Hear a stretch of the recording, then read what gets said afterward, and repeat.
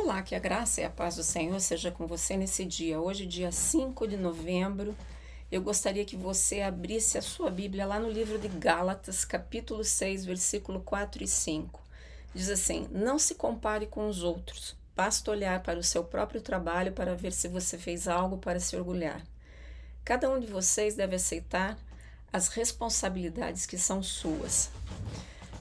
Esses últimos dias nós falamos sobre a questão do medo, da ansiedade, e hoje eu gostaria de trazer para você a questão da comparação.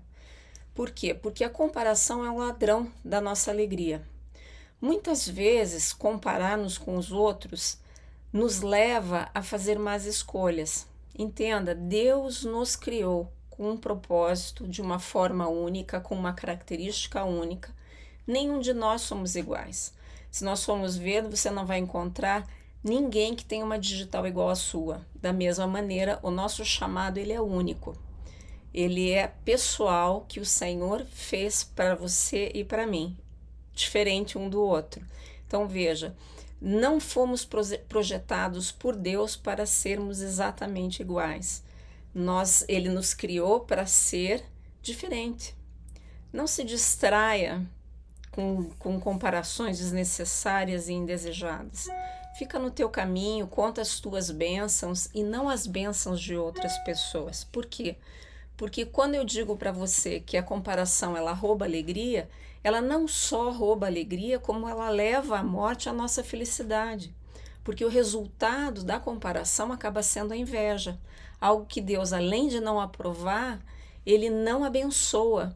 Então veja, nós precisamos aprender a manter os olhos em nós mesmos, nos nossos próprios dons e no nosso próprio chamado.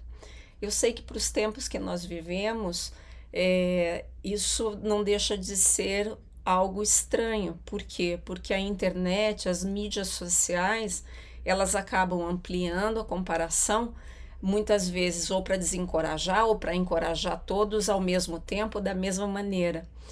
Os posts que você vê lá podem ser verdadeiros, eles podem ser falsos, mas eles podem causar sim, não somente decepção por serem mentira, mas ciúmes que cresce a cada toque de quando a gente vai passando as ditas das páginas, analisando e examinando a vida dos outros.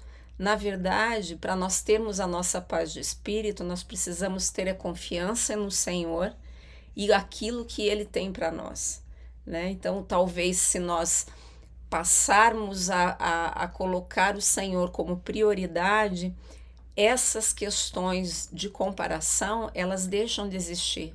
Porque quando você compreende que teu chamado é único, você é único diante de Deus, Deus te ama e te abençoa unicamente, você vê que se comparar com outras pessoas é desnecessário.